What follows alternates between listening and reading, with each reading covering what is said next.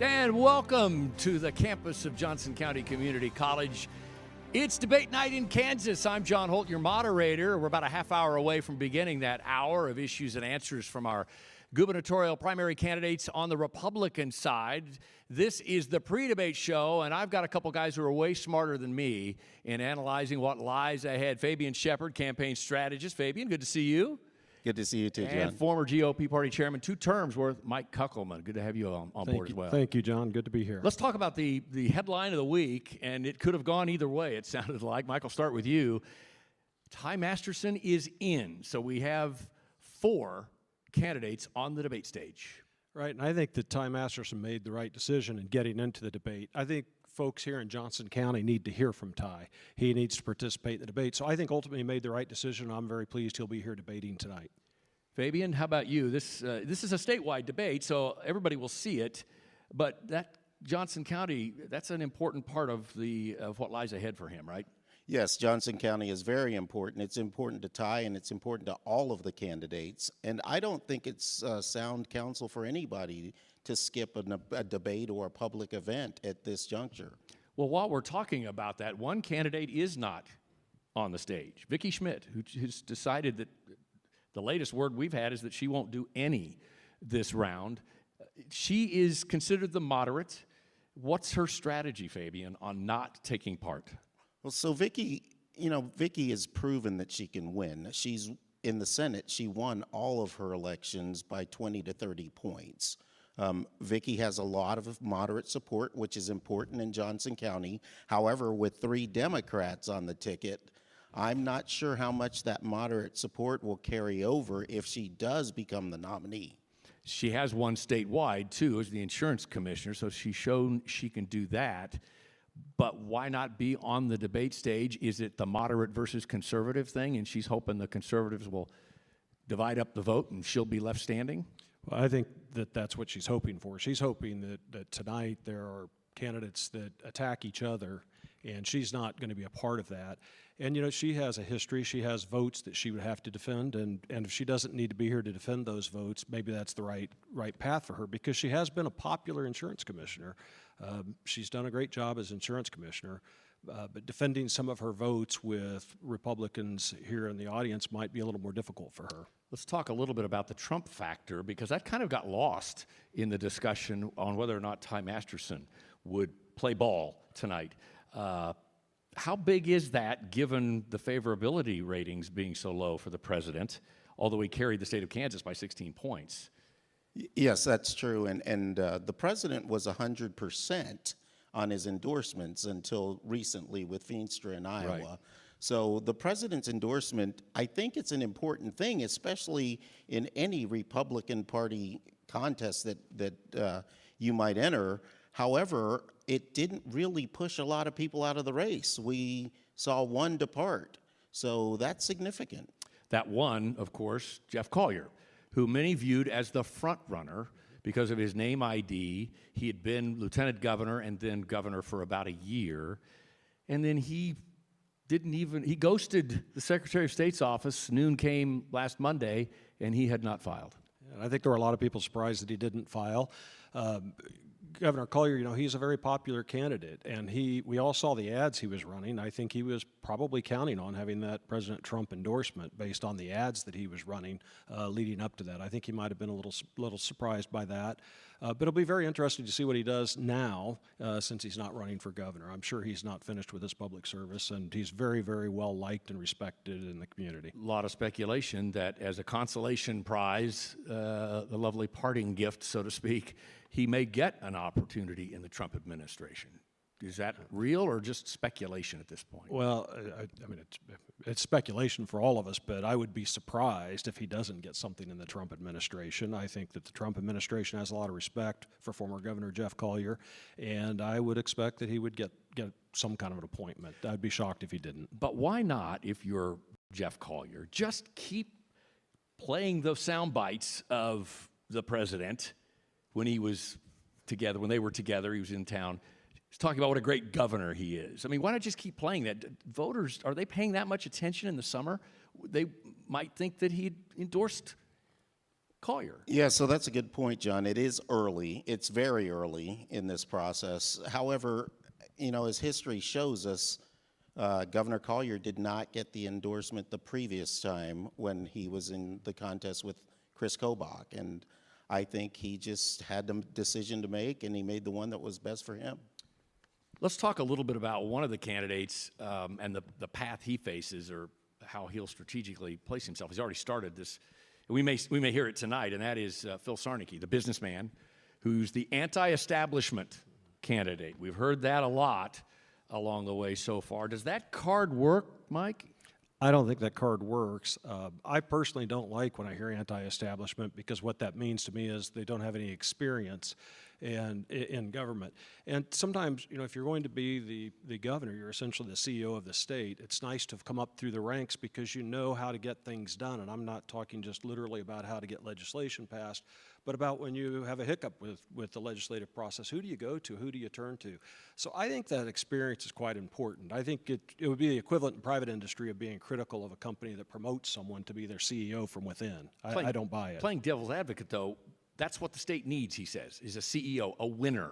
We're going to win because I know how to run businesses. Can't he surround himself with the people who know the legislative process? Well, again, I think the governor has to be the leader. Yes, surround himself with people who are smart and can do it, and I think that's what he would do. He's obviously a very clever businessman.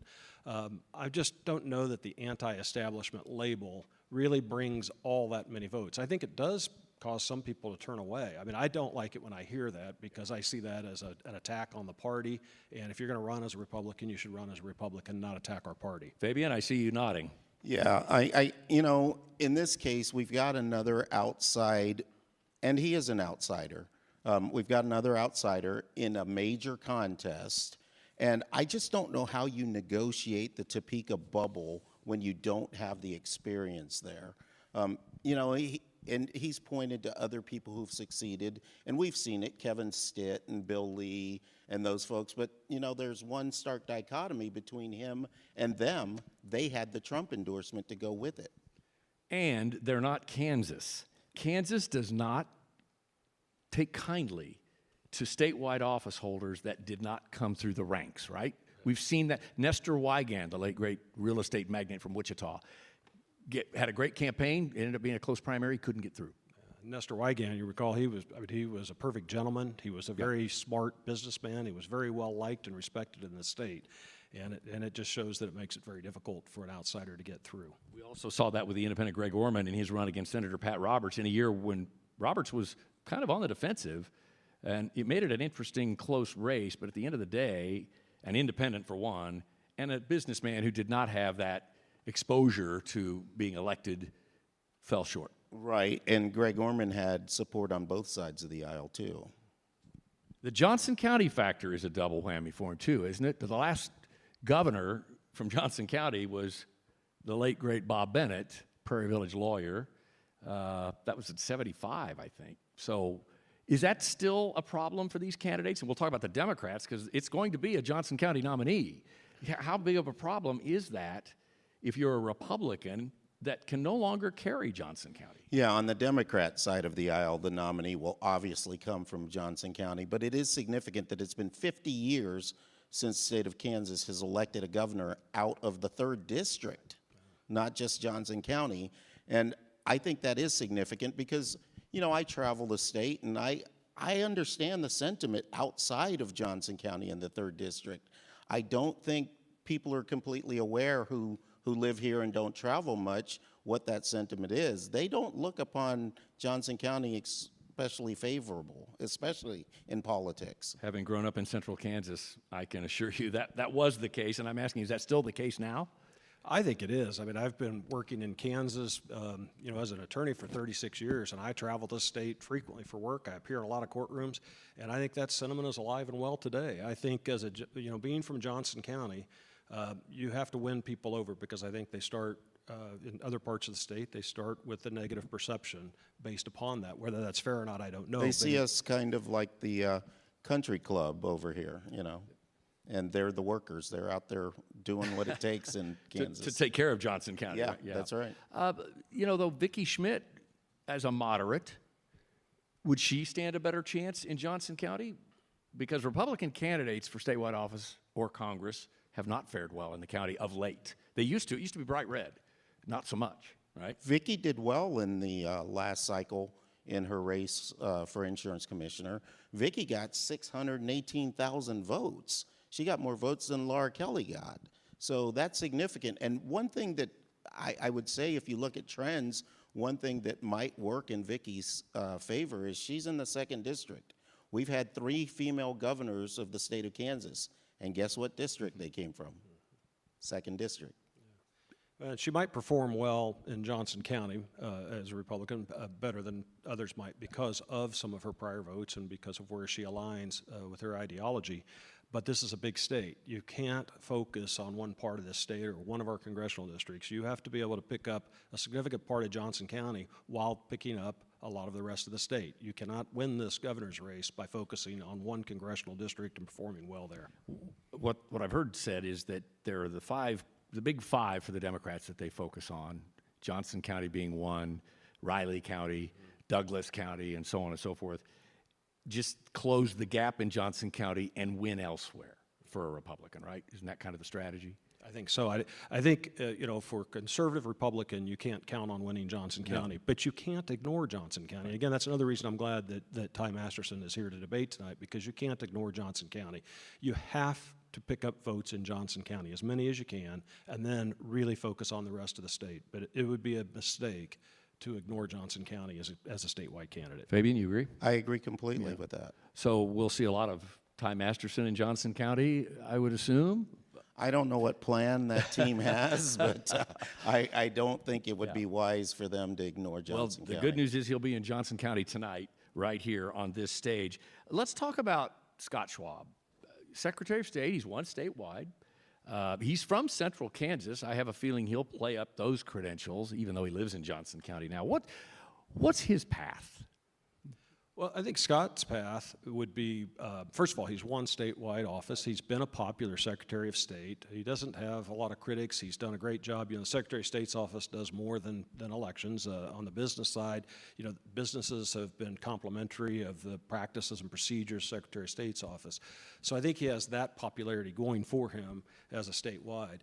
I also think that there's an opportunity here for Scott Schwab, since, if you have Masterson and Sarnecki going at each other, there's an opportunity for Scott Schwab to come right up between them and be the reasonable one of the group. And I think that could be to his benefit. Are you, and Fabian, you weigh in on this too, are you expecting tonight's debate to be between 2 men who don't apparently like each other much, going at it, and the other 2 kind of in between, trying to get their points made? So if they look diplomatic and not questioning each other, maybe they rise to the occasion with the voter? Well, I would expect if I were Scott Schwab, that's what I'd be trying to do. I'd want to look like the reasonable diplomatic type that has diplomacy and decorum and can conduct himself in a way that people like to see and respect. And if I were Scott, I'd be hoping that the other 2 really spend a lot of time attacking each other and bringing each other down. How about you, Fabian? I expect there to be some fireworks, and I think that description that you just gave suits Scott well. Scott is reasonable. Scott is composed. Most of the time you get straight answers out of Scott Schwab. The previous debate, he had problems with his voice. He was a little bit ill. So I'm looking forward to seeing what he says tonight. I'd like to hear him. Boy, I'd sure hate to be the moderator. Oh, wait. Oh, okay. Yeah, we'll get to that. Let's talk the Democrats. Ethan Corson, Cindy Holscher, Kurt Skoog at the buzzer joins the fray. What does the mayor of Overland Park, what does his arrival tell you, Mike? Well, reading the tea leaves, of course, I don't have any inside information with the Democrats, but reading the tea leaves, I think that means that there must be a group of Democrats who don't think that they can win with Ethan Corson, that he's not the candidate that they were hoping for, and there has been some confusion within their ranks because remember, David Tolan was the heir apparent, and then all of a sudden David Tolan's not running. And what happened there? And so I kind of like watching this as a Republican, watching from the outside, seeing the disorganization and seeing them going at each other. You know, when Governor Kelly came out and made a statement, her statement about Skoog and about his ill-conceived candidacy, et cetera, I thought this is perfect. This is what the Republicans need. Right on cue. That was a great transition. We have that statement. We'll put it up here. Let me read it through. Her statement basically, a thrown together last-minute opportunistic attempt to divert my wholehearted endorsement and that of others who know, for the sake of our children, our business, and our state, that Ethan Corson must be the next governor of Kansas is foolhardy. Well, I think that's an ouch to Skoog, but a bigger ouch is I would ask Governor Kelly, what does your endorsement mean when that party went out and found another candidate? Is it that Ethan Corson just has not connected with people out there on the stump? Possibly. I saw Ethan as the front runner in this, and then I started hearing reports that Cindy was leading him, and not leading him by a little, but significantly, substantially. So did it surprise me that Kurt Skoog got in? Absolutely. But I just don't know. We previously talked about the last time a governor was elected out of Johnson County, 50 years, and so the Democrats' idea is to run 3 people out of Johnson County. I'm not sure they're really respecting the history of Kansas elections with that. But they were counting on David Tolan, weren't they? You know, I don't know. I don't know what they were counting on. I just find it quite interesting that they would have 3 candidates, not just out of the 3rd district, but out of Johnson County. So as you look at the landscape, I'll ask both of you this question. If you're a Democrat, who outside of Johnson County, and I'm testing your memory here, would be appropriate for a statewide run? Anybody come to mind? For the Democrats? For the Democrats. You know, John, their bench has really been changed over the years, and I think it's been very weak. And I think they had so much focus on David Tolan. I just full well expected David Tolan to be their candidate, and I think that caused a lot of people to take their foot off the accelerator on any other options. And now here they are scrambling at the last minute. And the governor even said that about Skoog, you know, getting in the race, that he's scrambling at the last minute. I was hearing the same thing, by the way, about the polling. Yes. Of course, you don't see the polling, you don't see the questions. Is it a push poll for a candidate, whatever? But that Cindy Holscher was starting to pull away from Ethan Corson.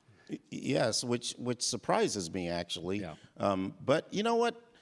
On this side of the aisle, there are very good, competent candidates, and on the other side of the aisle, they're formidable candidates, and the Republicans aren't going to be able to sleep and think that they're going to just push right through. Yeah. It's going to be competitive. So at the end of the day, whoever emerges from that pack of 3 right now, as we head into the midterm, August primary, A, from Johnson County, B, in Kurt Skoog's case, underfunded. How do you raise money that quickly? Yeah, and what really surprised me about that whole thing is that Ethan Corson didn't only have Governor Kelly's endorsement, he also had Kathleen Sebelius' endorsement. So you had a former very popular Democrat governor, and then arguably one of the most popular governors in the country right now, Laura Kelly, and the Democrats just basically said those don't mean anything. Well, you know, I was looking at his fundraising the other day, at Ethan Corson's fundraising, and, you know, he has raised a lot of money, and from lots of parts of Kansas, but also outside of Kansas. I mean, he has some national support. So I'm a little surprised that the Democrats weren't able to coalesce around him better than they have. Do you think more money's coming in to help him then, or with Laura Kelly's endorsement and her backing? Well, with her and also with Kathleen Sebelius, Yeah, I mean, that is money for a Democrat. Yeah. If you have those two in support of you in Kansas, you're going to have a lot of money. But, you know, we're already seeing it. If you go through the campaign finance report, his donors are from all over the country. Yeah, but that's true anymore Ethan anyway, raised right? a lot of money in that Senate race against Dave Danoff. During that cycle, he raised a lot of money. And that's not unusual anymore, though, to have that outside money coming in, right? No, not at all. Yeah. So That's actually commonplace now. we don't have a debate between them scheduled. It's an open invitation. Who do you think emerges from that pack? If you're a betting man right now. Well, if I were a betting man, I would still bet on Ethan Corson because of the endorsements that he has. Yeah, it's potentially, that one's going to be tough. You never know what's going to happen in these races, but the momentum really looks like it's in Cindy's favor right now. But I guess with those endorsements and that potential to raise the money to have that financial support, it could be Ethan. He needs to get Laura Kelly out on the stump, I would think, then. Particularly Johnson County and maybe outstate a little bit, where she is popular. I mean, well, and when she ran her campaign, her middle of the road advertising, that was popular with people. There are people who aren't in the weeds where some of us are, and that was very popular to them. They liked that approach, the diplomatic, the statesman-like, out of the turmoil. And she sold it well. I mean, she looked right in the camera and said that she was a middle-of-the-road politician. Yeah, she did. She took the middle away from Derek in that last race. yeah. Let's talk a little bit get back to tonight and what we expect from the candidates. Let's just go through each of them. We'll just start with Ty Masterson, who is in the debate. There was some concern he would not be. We were going to have 3 people up here instead of 4. I've said all along, we want Ty Masterson on this stage. I think it's going to be a better conversation. I think it'll be, I don't want to say entertaining, but it'll be interesting to see the strategy. What's his strategy tonight? I'll start with you, Fabian. I think Ty Masterson is going to need to continue to make the case that he has been making, that he is battle-tested. He's made the argument that he did his job in the Senate this past session, and he's going to continue to have to convince voters that he's the one that's most reliable because he's been there. He's done that. He understands Topeka, and he understands how to govern. He did his job in the Senate except get property taxes across the line. Well, and yes, that's true. And Ty would argue that the Senate did its part and the House is the one that didn't get it done. And that's right. The property taxes, I think that's a big issue all over this state. And I think Ty Masterson's going to have to address that and help voters understand why we don't have the tax relief that was promised. And he has an explanation for it. The issue becomes, it's a long explanation. I mean, we all kind of understand what happened, but it's hard to get people to sit still long enough because they want to hear a soundbite. But I think that he better focus on explaining some of those issues, especially when it comes to property tax. The one thing you hear over and over in this state right now is do something about my property tax. I can't pay more. And the question is, do you do it on the appraisal side or on the spending side? And that's where they couldn't come together 2 years in a row, the Senate and House. And I think you have to do both. Both. I have joked that I think on the appraisal side, that when they send an appraisal, because I've seen some appraisals that have been just you could tell by looking at it it's wrong. And I've said what we should do is pass a statute that says that appraisal is a binding offer to purchase that real estate for that price open for 10 days. And that would fix the appraisal process. They would make sure they don't overappraise. Let's see, we'll move, let's go to Phil Sarnecki because those are the two. So you have the insider who's been in the Senate and now is president of the Senate and would go back to being president of the Senate, presumably, if he doesn't emerge.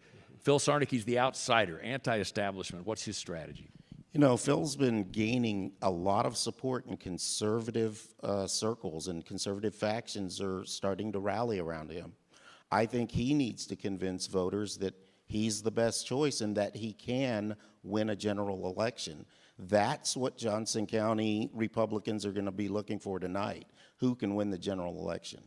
Mike, what do you think about Phil? What's he need to do? I think Sarnecki, his goal should be to come in and convince voters that he is going to take his business expertise, and he's been a very successful businessman, and he is going to transform that into being the governor, and he's going to deliver the same kind of results as a governor as he's delivered in the business community. I think that's what he needs to do. He doesn't have a record, though, right? A voting record. So you're taking him at his word. That's the dangerous part, too, is that and that's why the anti-establishment thing always troubles me, because these are untested people. They can stand and tell you about anything, but we don't have a record to cross-examine them with. Yeah. What about Charlotte O'Hara? She's an interesting sort of outlier here. County Commission has been, her elected office role, and a loner on the commission as a conservative in Johnson County, which 15 years ago would not have been the case. She's in on the stage. What does she do? What role does she play, and how does she differentiate herself? You know, that's great that we just talked about Philip Sarnecki, because when Philip named his running mate, Joy Akins, Charlotte went right on the attack. She came out and claimed that Philip was claiming to be an outsider, but that Joy was an insider, and then talked about her history on the Chamber of Commerce down there in Wichita and the positions that they held as far as their legislative agenda for things that are not popular with Republican voters. But she's a school board member when it comes to elected office, right? Joy Akins. That's true. That's true. Now, Charlotte has had success, but Charlotte's also had major upsets because she lost arguably the most conservative commission district in the county. Were you surprised she named Michelle Dombrowski, her running mate, another Johnson Countyan who's been on the State Board of Education? Well, I was, because it goes back to what we were talking about earlier, how difficult it is to get elected from Johnson County, and to have your lieutenant governor be also from Johnson County. You have two Johnson County people on the ticket. That's just not a good combination. I think Charlotte overall wants to do things that are positive for our state, but I mean, she has a lot of room to cover in this debate if she is really going to be a contender. I think the position she's in now, I don't see a clear path for her. Is she any kind of a spoiler? Does she pull votes from anybody? That's always a concern. I mean, those votes that she takes would have gone to somebody. The hard part is, who would they have gone to? Yeah, that's the concern with having four candidates running, and somebody's going to pull votes from someone. We talked a little bit about Scott Schwab. What does he need to do tonight? You know, Scott, I talked about Vicky getting 618,000 votes in the last cycle. Scott got 581,000 votes. Again, more than Governor Kelly did. Scott has been popular in his elections. Scott's won elections time and again, both statewide and for the legislature. I think Scott just needs to convince voters that he is the man that also, like Ty, is battle-tested and can do the job and knows how to govern. Your thoughts on Scott Schwab, the role he could play tonight and going forward here? Yeah, I think there's a good opportunity here for Scott Schwab to come in and differentiate himself. I mean, Scott has done a great job as Secretary of State overall. He's been a very popular Secretary of State. He's won statewide office. That's important. I mean, he's going to have name recognition in other parts of the state outside of this 3rd district. And I think that's important, that Scott will have that name recognition.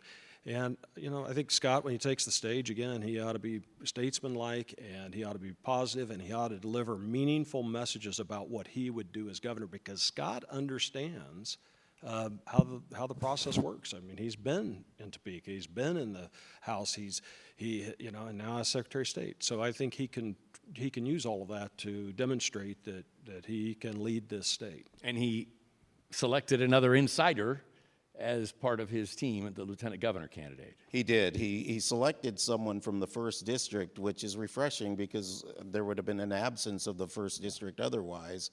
And that was surprising to me. You asked about the surprises on the Democrat side. On the Republican side, not having a candidate from the 1st district is unusual. Well, Congressman Mann's holding out for something else, isn't he? Well,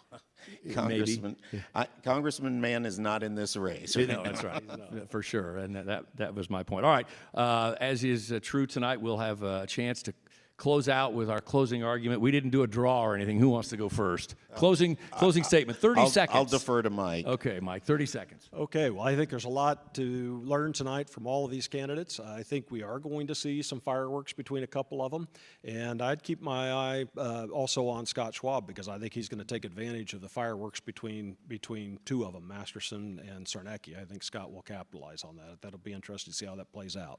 All right, I'm jotting that down. We'll be back with you after the debate. And Fabian, your 30-second closing. I think clearly as a result of the endorsement, Ty Masterson is the one that is in the lead right now. However, I certainly would not discount Scott Schwab, like Mike said.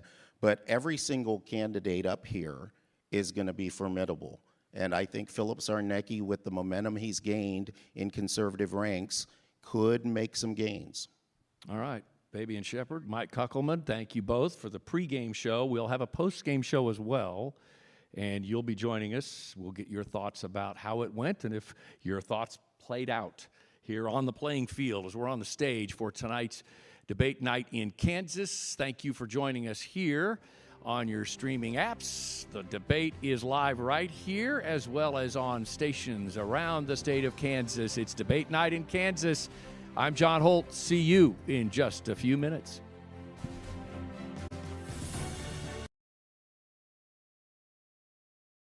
Inflation, tough choices on education funding, and speeding up or slowing down progress in AI development. Which candidate has the answers you are looking for? Tonight, the talking points meet reality, and under the lights, every answer matters. For generations, Kansas has been where the nation's defining debates take center stage. The president has made his pick in the race. Now it's time for you to make yours. Live from Johnson County Community College and from your local election headquarters, this is Debate Night in Kansas. And hello, welcome to this Republican governor's primary debate live from Johnson County Community College, brought to you by the Republican Party of Kansas and by the Nexstar Media Group. My name's John Holt. I'll be your moderator tonight, leading the conversation with our candidates. Looking forward to it. Honored to be here. We'll be streaming and broadcasting live across the entire state of Kansas, thanks to our affiliates statewide, all 105 counties. Let's get you right to the rules now. Each candidate will get 60 seconds to answer my questions. We'll allow for 30 seconds of follow-ups and up to 30 seconds for any rebuttals. Candidates, when your time is up, you will hear that bell right on time.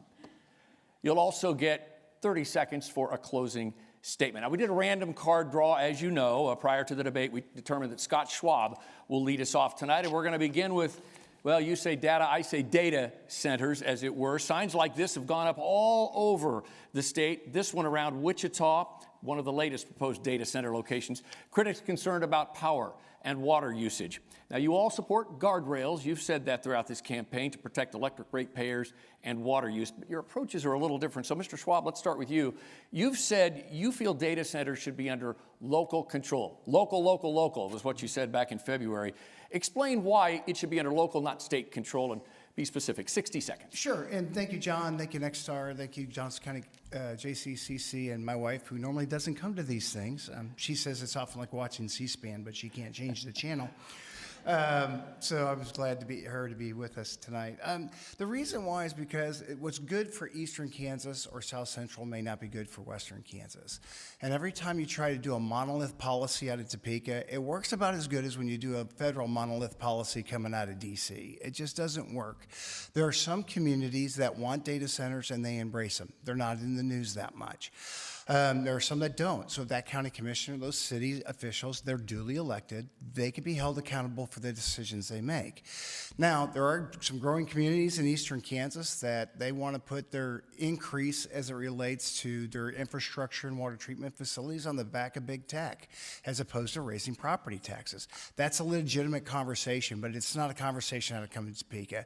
That's made by the locals, because otherwise people are not going to like their policy. Thank you, Mr. Schwab. Mr. Masterson, you're up next. You want to, quote, make sure data centers are not costing the locals another dime in energy costs. That said, would you require them to provide their own power? Then you have 60 seconds. Oh, absolutely. I mean, short answer is absolutely, right? I mean, the overarching battle we have in the world is what I agree with President Trump on. One of the reasons he endorsed me is that we do have this battle with China.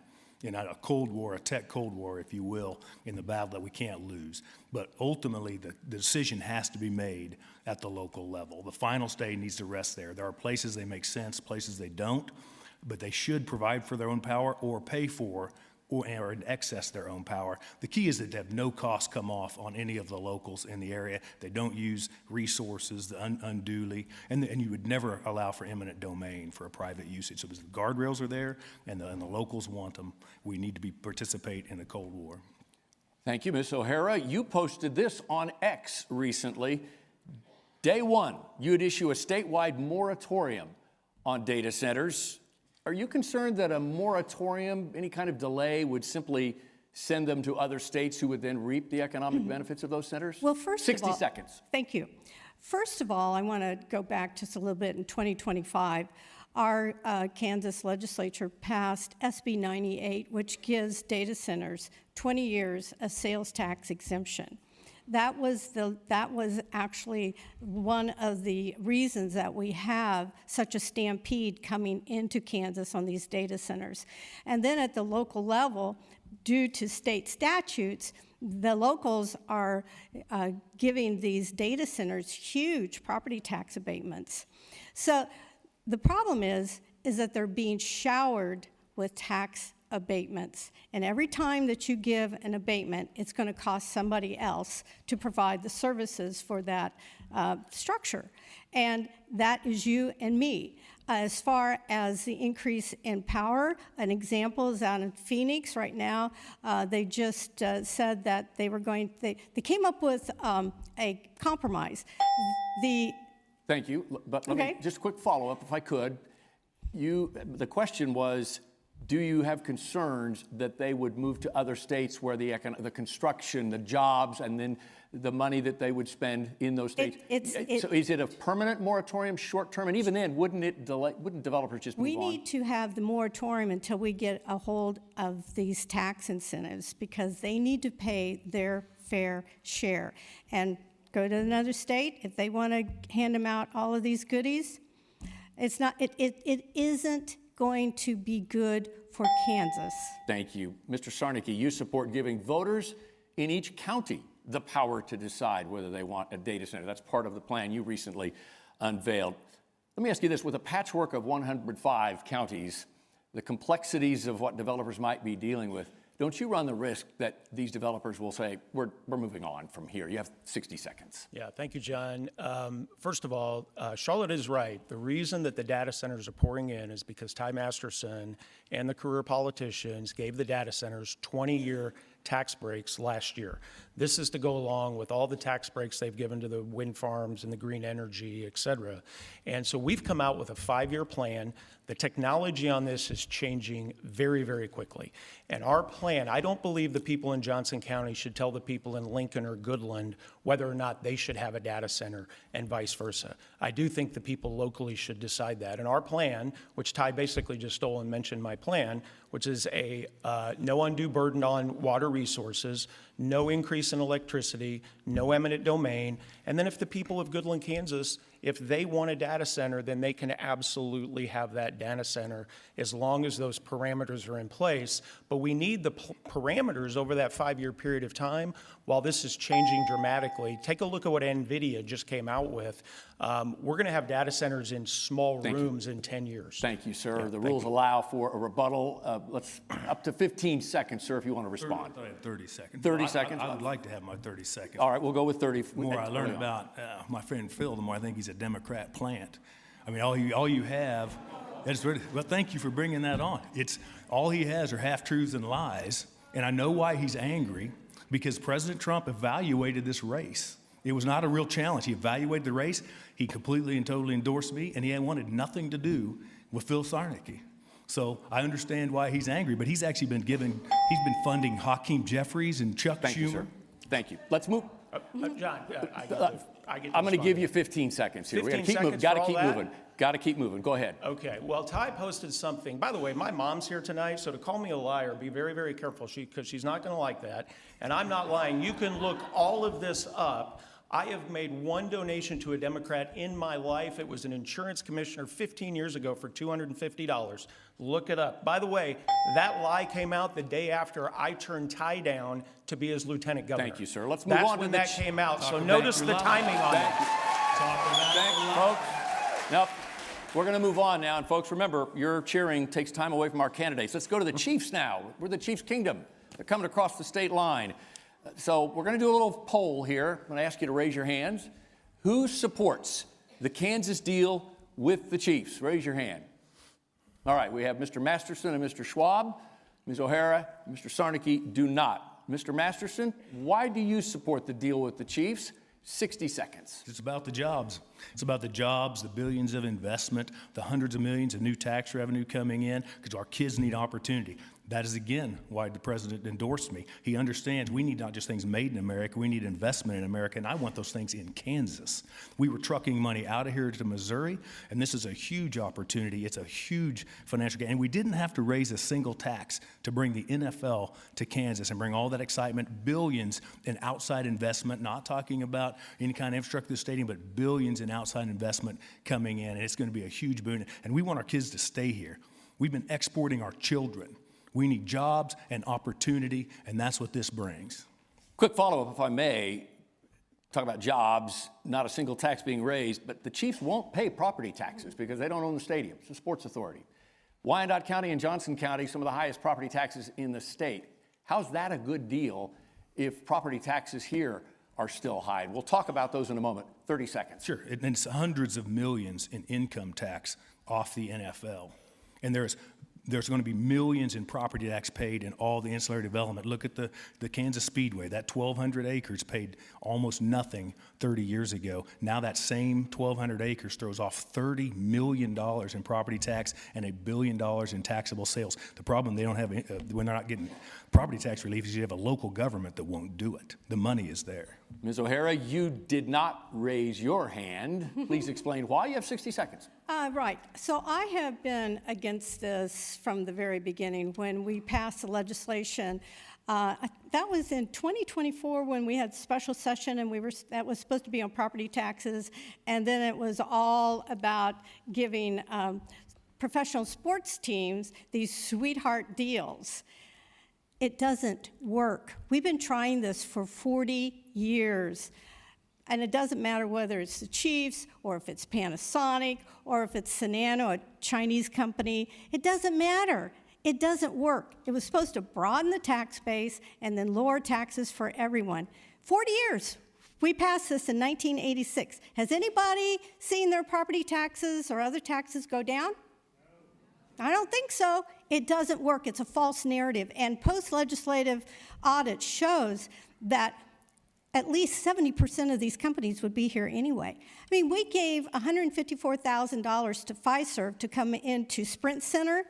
They lost 70% of their value in the last 12 months. Let me do a quick follow-up, if you don't mind. Oh, no. And it relates to some of what Mr. Masterson said. There are only 3 teams right now in the NFL where the owners built the stadiums. That's just the way it's done in the NFL.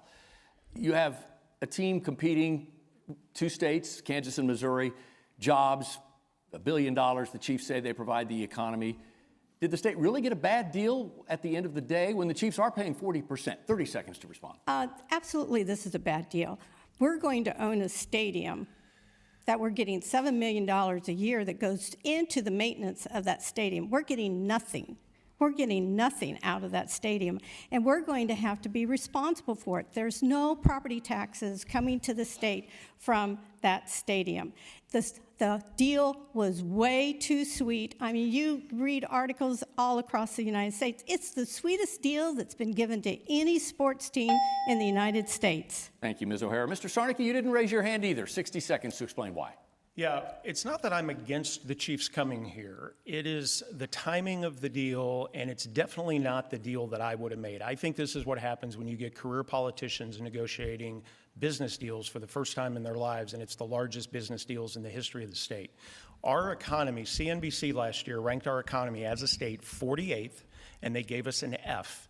Moody's said we're already in a recession.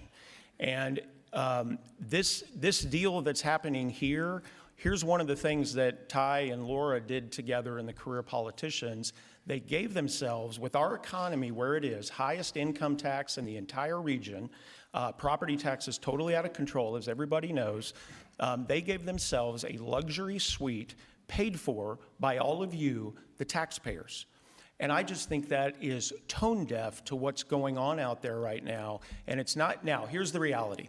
We have the deal is done, and my question would be, to make this deal try to work, do you want a business person doing it, or do you want a career politician doing it? Let me ask you this, though, and it's a follow-up to pretty much what I had from Ms. O'Hara, and that's just the way business is done in the NFL. 29 teams have public-private partnerships, and the Chiefs, $1 billion a year in economic benefits. In the long run, it's a bad deal for Kansas? 30 seconds. Well, I think it remains to be seen, but the problem is where our economy is right now, where our property taxes are right now, where our income tax is right now. The largest deal ever done in the history of sports stadiums was $1.2 billion by the Tennessee Titans. Our state's giving the Chiefs about $3 billion to do this deal. Now, again, I think that the Missouri had about $1.4 billion on the table. I just think we could have done a lot better in negotiating the deal, and we didn't negotiate a good deal. Mr. Masterson, 15 seconds. I got to keep moving here on the career politician. My mother taught me a half-truth was a complete lie, and that is what you're hearing tonight. And even the president knows that you directed a PAC that directed hundreds of thousands of dollars to Hakeem Jeffries and Chuck Schumer and others. Thank so you. the buck stops somewhere. Let's focus on the That's a joke. topic at hand, the Chiefs. That was entertaining. Mr. Schwab, you did raise your hand. I did. Explain, 60 seconds. So let's talk. So when you're saying they're giving the Chiefs this money, that's not true. There's no upfront cost. This is much like what we started with the racetrack. And if you look at what's going out by the Legends out in Wyandotte County, it was an absolute win. And the NFL's a better investment than NASCAR. There's no question about that. And we didn't take anybody's land away from them in this deal. This was a private transaction with a public-private partnership. What you have is in that area, we get no sales tax because it's grass. Clark Hunt, I respect him a lot. I've known him for years. When you put a stadium there, he's putting in 25% of the retail around it. That's tax revenue you're not getting today. So to say we're giving it to him, we're not getting it now anyway, but we'll get all the jobs. And Wyandotte County and KCK needs jobs. Kansas needs jobs. And if you want to get out of a perceived recession in the state of Kansas, you have to make investments in deals like this. And this costs us no SGF. Nobody's taxes are going up. Follow up, if I may, we're also not going to get property taxes from the Chiefs for the headquarters or the stadium. Was that a bad deal? 30 seconds. All the retail around it, you get the property tax, and it's being reclassified from ag, which is a very low rate, to commercial. So it's going to help those communities overcome. They're not getting much tax revenue, property tax revenue right now, because it's just ag. Ag doesn't pay as much in property taxes in the metro areas as commercial does. Perfect transition to property taxes. I promised we'd talk about it. You all agree they're too high. The legislature, last couple of sessions with supermajorities, failing to pass a property tax relief law. The big sticking points, of course, home appraisals, spending. So we have a multiple choice question for you tonight. It should be on the screen in front of you there. Would you cap county appraisal increases, give voters the power to block spending increases, do both or neither, and why? Ms. O'Hara, you're up first. 60 seconds, please. Thank you very much. Well, again, we need to go back to 1986 because this is when we passed reclassification and equalization, which brought us annual property tax reappraisal. And at the same time, we passed the economic development. There's two things that's happening. There are so many properties that have been abated and that are out of the tax base that basically we have all these holes in the boat and we are losing a lot of money. An example, 2024 in Johnson County, just on industrial revenue bonds and tax increment finance districts, it cost the public coffers $108 million in 1 year. And it's gone up astronomically since then. So we got to stop giving these tax abatements because it doesn't work. Like I said, we've given it 40 years. It just flat doesn't work. But I would go. 15 seconds to explain. Okay. Based on our multiple choice quiz here, what would you do? I would do neither. I would abolish the property tax. I would go with Senator Murphy's abolish the property tax and have a use tax because our property tax system is broken. I don't know how to fix it. Thank you. Mr. Sarnicki, would you cap appraisal increases, give voters the power to block local spending, do both or neither? 60 seconds. Well, let's be clear. First of all, as I go around the state, whether Lincoln, Goodland, Wamego, Pratt, Johnson County, Sedgwick County, it doesn't matter. This is the number one issue and the number one concern for people. I've talked to so many people, ladies and people that have had to sell their homes because of their property tax increases. And for 3 straight years, Ty Masterson and the career politicians have promised property tax relief. They said it's a top issue.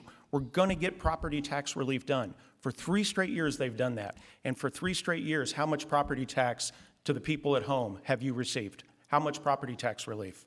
That's right, none.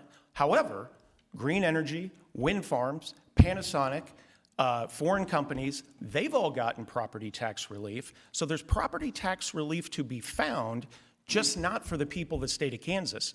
Do you know why that is? That is because of a lobbyist and the special interest that have tie in their back pocket. And by the way, I would do both, because you can't just do the appraisal, because you still have a problem, and you have to cap the mill levy side as well. Otherwise, I'm they going just to raise give the mill levy. Mr. Masterson 30 seconds to respond. Can I have my whole full minute to answer the question? No, and 30. respond, or just... We'll come back to you on that. Yes. Gotcha. Right. So, Yeah. quick response is we didn't fail. The Senate performed, and that's also why Trump endorsed me and sent me a letter telling us that our leadership is what positioned Kansas as a model state in the nation to implement conservative values. That was in the letter from the White House, because we passed multiple times through the Senate. By the way, we'll get to the question, both, right? You have to stop it because we are taxing on unrealized gains. We didn't fail, we succeeded. A small group of Republicans, phony Republicans, they sided with the Democrats and stopped it in the House. All right, we'll come back to you. Let's go to Mr. Schwab. Would you cap spending, appraisals, neither or both? I would 60 do B. seconds. Yeah, I do B. You do not want a static cap in the appraisals. It's anti-free market. It's going to hurt real estate development and opportunities to grow our economy.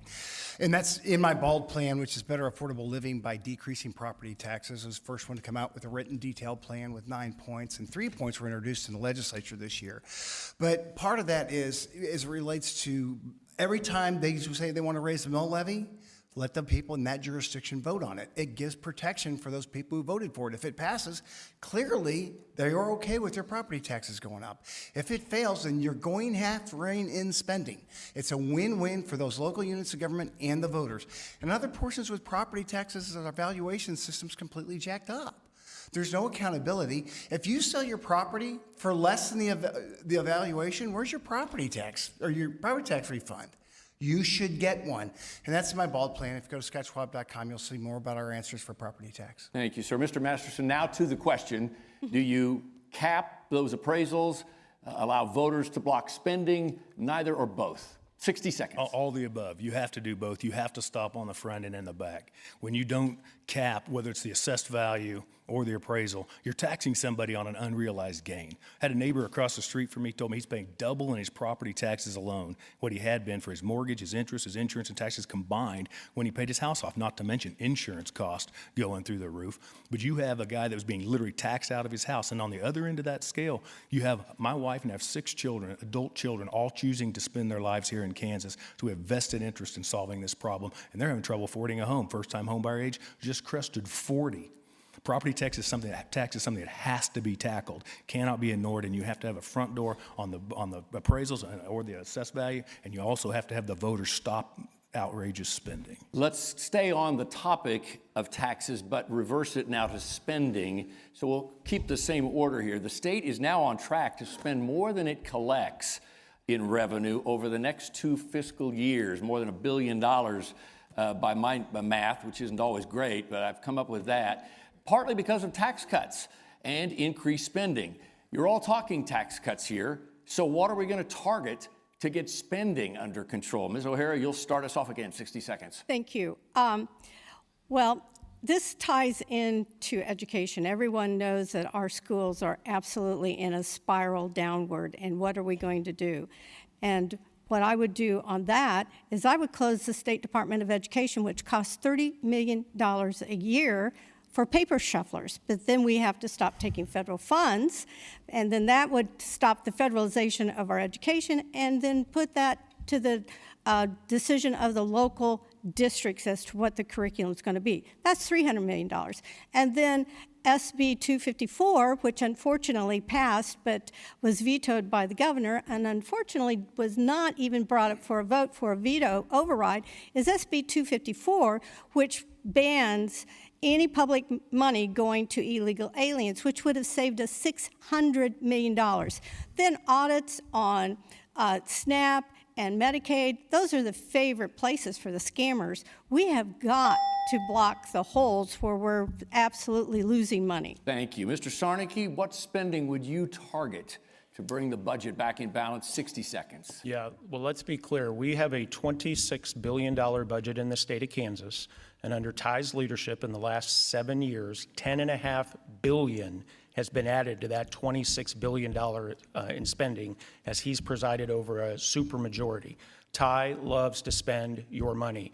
In 2015, he signed off on Sam Brownback's budget, which blew a $900 million hole in the budget of the state of Kansas. He also got steamrolled by Laura Kelly on her budget, signed off on this year, and as you said, we've already had 4 straight months where we've had more spending than we're bringing in revenue. We're running a deficit for 4 straight months in a row.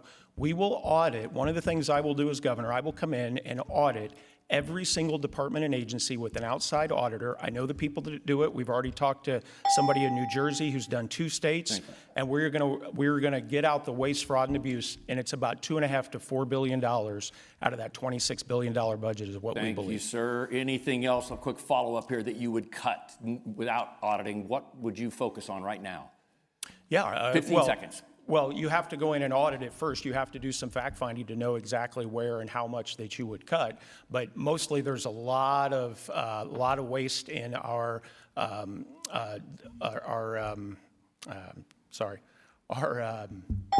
department. Exactly. Hold on. It's a good one.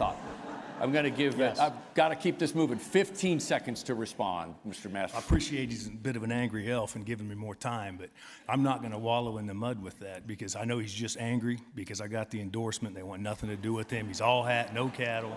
Those We'll are leave it at votes, that. not mud. Thank Those you, are sir. votes. Let's That is get- a record. Thank- Your record says you are what your record says you are. Those are votes, folks. Thank you both. Let's get down to Mr. Schwab. All right, 60 Thanks. seconds.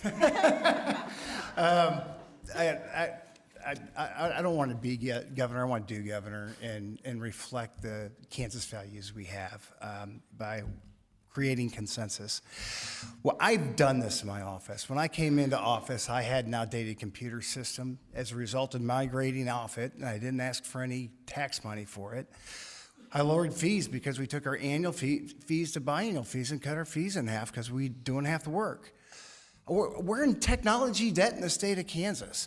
And yes, K through 12 is a big sector. I wouldn't say don't take federal money because that's just going to increase costs on Kansas and send more of their dollars to DC where it should be here in our communities. But we are in technology debt. We hand paper from building to building. It's not online. I brought the rules and reg process online because the governor didn't want to do it. And it's saving the state $5 million a year. We aren't even good enough technology-wise for today. And we have more technology than we've ever had in the history of this planet, and we're not using it, and it's costing us money. Thank you, sir. Mr. Masterson, you said in the Wichita debate, we're going to continue to ratchet down in terms of taxes. That was in January. So what spending would you target in order to get things back in alignment with our budget? 60 seconds. Yeah, thank you. And we've been doing that. I have a record of making that work, making the budgets work. And by the way, we passed $1 billion in tax cuts. I don't know if everybody caught that in your preference to the question. Part of that deficit is you're cutting taxes. And you have to do that in government because what I've learned in my time there is you have to choke government because even good people want to spend on certain things. So you have to keep cutting taxes. That forces the pressure down. It forces you to cut spending. And we will continue on that path when I'm governor. Thank you, sir. Let's move on to the topic of abortion. As you know, the Kansans voted to keep abortion legal with the 2022 vote. A woman can get an abortion up to 22 weeks with an exception for life and the health of a mother. The number of abortions performed in the state has gone from 7,800 in 2021 to more than 19,000 last year. 75% of them from out of state, making this a regional hub. Now, I know you're all pro-life, and I know you're all concerned about the election of judges, and we're going to talk about that in a moment. So I want you to confine your answer to this. Given the current status of the court, strict scrutiny, what specific policies would you pursue to limit the number of abortions in this state that would stand up to the Kansas Supreme Court? Mr. Sarnicki, you're up first, 60 seconds. Well, Heidi and I have been, huge supporters of the pro-life movement for a long, long time, both financially and in our time as well. And I just think it's something that needs to be approached with care and compassion. But the Supreme Court is a massive issue. And I encourage everybody that this is how we used to elect judges, Supreme Court justices in the state of Kansas. And that constitutional amendment that's on the ballot this fall, we need to go and we need to vote for that constitutional amendment so that we will then know the people that are on the Supreme Court. We have, with our current system, not to get into it, because you said we'd get into it in a minute, we have 6 liberals, we have 1 conservative, and that system needs to be changed because nobody typically even knows who those judges are or who they're voting for. And so that is where the whole thing starts with this issue, and we have to fix that in the fall. Again, I asked, what policies would you propose right now, though, that would pass muster with that court, which is going to be in place for a while? 15 seconds if you have some thoughts. Well, I don't think anything's going to pass muster with this court. That's my whole point. We've got 6 liberals and 1 conservative, and until we change that, nothing's going to pass muster. But what I will say is anything that will reduce the number of abortions, we are estimated by 2030 that we will have more abortions than live births in the state of Kansas. Thank you, sir. So Mr. anything Schwab? we can reduce that, I will sign as governor. Appreciate that. Mr. Schwab, what policies would you try to pass or support in the legislature, sign when it came across your desk, that would pass muster with the court? 60 seconds. Yeah, well, on the front side, you can do a lot for our crisis pregnancy centers. For some reason, this governor is militant against that, and I don't understand the lack of compassion for mothers that do want to keep their children and giving them access to health care so they can have a child. And 2, you keep on going after the court because they're just going to be what the court is, but you keep on putting it on their desk and making them make their decisions. I would reinforce our reintroduce the 3rd trimester abortion ban. I'd also make sure we introduce a partial birth abortion ban and make sure that we are constantly going at the court. Even though they're not going to like us, we're equal co-branches of government, and we keep answering these things. That way we can reduce the number of abortions in a state. I've lost a child. Every time there's an abortion, a child dies. And that hurts the person who's the parent. I don't care what you say. It does. It hurts. And we have to continue to let the court know that the people of Kansas, that vote in 22 was not about yes or no on abortion. It was whether or not they liked that language. Thank you, sir. Mr. Masterson, what policies would you support and want to sign if they come across your desk? 60 seconds. Yeah, we will continue to be shrewd in the environment we're in. We've passed a host of life-affirming laws. My record on life is a mile long. It's why I'm the solely endorsed candidate by KFL. And why they will be out working on our behalf. And we will continue. The things that we can do, whittling around the edges to save as many lives as we can, are around parental consent, informed consent, counseling, funding pregnancy crisis centers, getting more information to the women that are hurting so they'll make a different decision. Ms. O'Harris, what policies would you want to sign as governor that would stand up to the court in reducing the number of abortions in the state? 60 seconds. Well, I agree with Mr. Sarnecki that actually we are very limited because of the makeup of the court. But crisis pregnancy centers, that is a light in Kansas. But in 2024, that number of abortions was 19,811 lives lost. It is absolutely unconscionable that this has happened in our state. And as we look back in our history, the Hody decision in 2019, our court found in our Constitution that was written in 1859 and brought in with us as the state in 1861, found the right of abortion in Section 1 of our Bill of Rights under life, liberty, and the pursuit of happiness. How twisted is that? But yes, we need to focus on crisis pregnancy centers, make sure that we're giving mothers and fathers the information that there is help. Thank you. Let's move on to affordability. That's the buzzword of these midterms coming up. The average price of gasoline right now in Kansas, about $4. Diesel fuel, about $5, which of course farmers rely heavily on. That 25-cent per gallon, roughly, fuel tax. Would you support a fuel tax holiday? Mr. Schwab, we'll start with you, 60 seconds. I would sign it, but I wouldn't be a huge pusher because one holiday doesn't give that people that much of a break. What we have to do is make government more affordable. Right now, the gallonage tax on gas is too high. If you're going to cut it, you need to have a true static cut on gallonage and not just for one day where people are going to go fill up their tank. My concern is my son's here with his fiance, and they're in a pickle. They're both going to be self-employed, which is the American dream, but now they're struggling to get into a house or an apartment because they don't have 2 years of proven income. Affordability is not just gas. It's making housing affordable, and that's going to be by reducing property taxes and giving more access to really focusing on some of our rural communities that have contracted and bring small manufacturing jobs so that those folks can have a reason to build houses in some of these rural communities and smaller communities.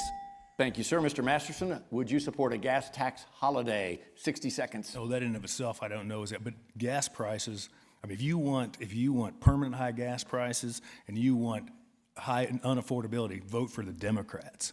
They're the party of permanent high prices in gas. They hate energy, and they're the party of fraud, party of open borders. Does nothing. What we have to do, affordability is multiple things, and I will be the most oil and gas friendly governor the state has ever seen, and ethanol.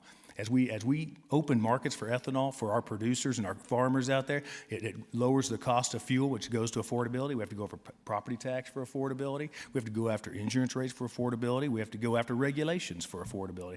There's a lot of cost that goes into a house that's not time and material, and we have to restore the ability of our children to be able to afford homes. It's the underpinning of the middle class in America. So to be clear, you would or would not support a gas tax holiday? If it was sent to me, I'd sign it, absolutely. Right. Thank you, sir. Ms. O'Hara, are you in favor of a fuel tax holiday? 60 seconds. No, I'm not in favor of that. Everyone knows that the reason for the high gas prices and the diesel fuel, and that wouldn't help the farmers because farmers don't pay the road tax on their diesel fuel that they use in the fields. So basically, this is a problem with the Iran war, and until we get that solved, gas prices isn't going to come down. That's really out of our control. But I agree with Mr. Masterson that the rules and regulations on houses, both of us are from the construction industry, and what has been required under the codes has been astronomical in the last 15 years, and we need to go back and take a look and have some common sense about what we require in our building codes. And affordability is a very multi-level issue, and putting a Band-Aid of a 25-cent tax holiday is not the answer. Thank you, Mr. Sarnecki. Fuel tax holiday, yes or no? 60 seconds. Yeah, I appreciate the question, but the problem is it's just nibbling around the edges at the real problem. And I might look at a very short gas holiday, but the real issue is we have the 6th most expensive state in the country to raise a child. Think about that. Kansas, the 6th most expensive state in the country to raise a child. We have the highest income tax of every single state in our region. We have the 2nd highest corporate tax of every single state in our region. And I'm pretty sure the people at home out there listening, the people here tonight, know exactly where our property taxes are. We are 50% higher than the states around us if you average them out. We are not growing our population. We are 42nd per capita in new business startups. We are not starting enough new businesses. And to make matters worse, we are 48th in 5-year new business survival rate. We are overtaxing, overspending, and overregulating the citizens of Kansas to death.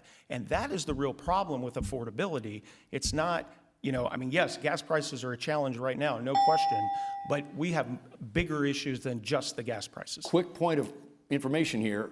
You said income taxes. Are you looking to cut income taxes as well as property taxes? 15 seconds. Absolutely, absolutely. We can cut, if you cut spending, which we can't do, unfortunately, $10.5 billion to a now $26 billion budget in the last 7 years. $10.5 billion added to a $26 billion budget in the last 7 years. If you audit and get out the waste and fraud, if you reduce the spending, you can absolutely cut the taxes, and we have to, or we won't be competitive with the states around us. Appreciate that. Let's move on to what gets funded by the gas tax, and that's transportation. It's a 10-year transportation plan that would come up under your watch as governor. what would you prioritize in that next 10 years for transportation in our state? Mr. Masterson, we'll start with you, 60 seconds. Sure. I mean, I supported the last 10-year plan and the flexibility that was in it. You have to be somewhat dynamic as our economy grows and where product moves and where people move, as we have all the, and I want all this infrastructure to come to Kansas and hope we have the added resources to improve our roads. You have to focus where the people are moving and where the product is moving, and that 10-year plan will have to adapt to those needs. Thank you. Ms. O'Hara, same question for you. What would your priorities be in a new 10-year plan, 60 seconds?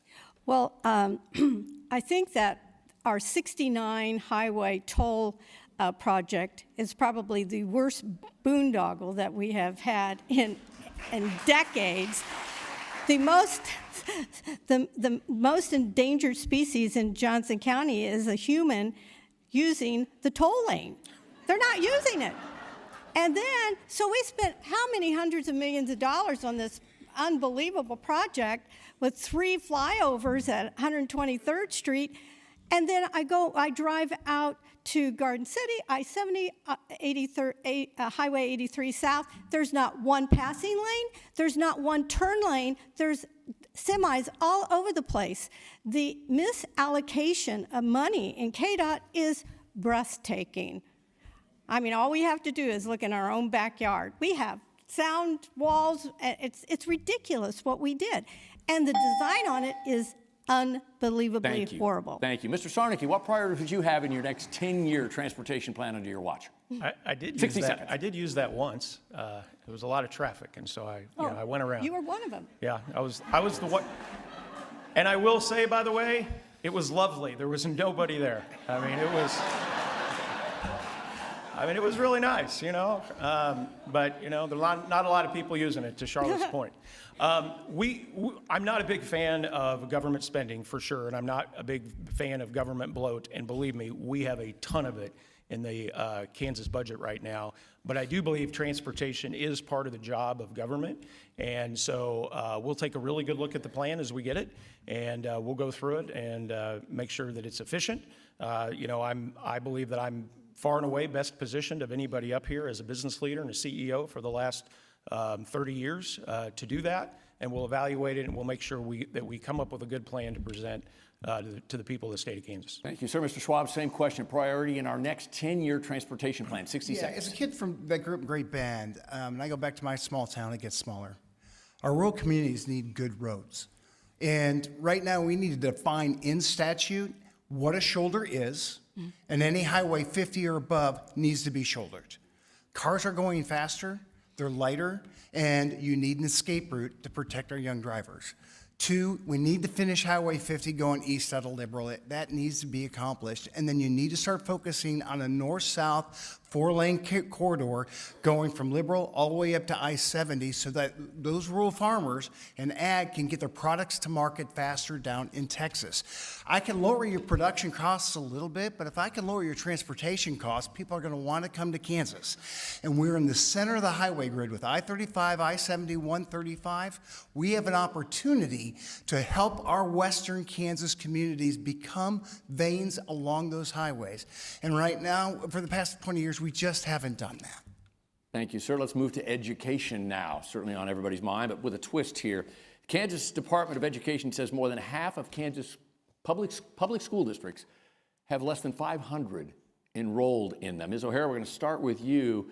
What's your stance on consolidating school districts across the state, primarily rural, to save money? 60 seconds. Well, I'm the only person up here on the stage that has a rural background. I was raised on a farm in Bourbon County, and we went through consolidation. I think that was in the 60s. And being in small towns, and it was like a war zone, because if you got to keep your school, then that was the economic center of those small towns.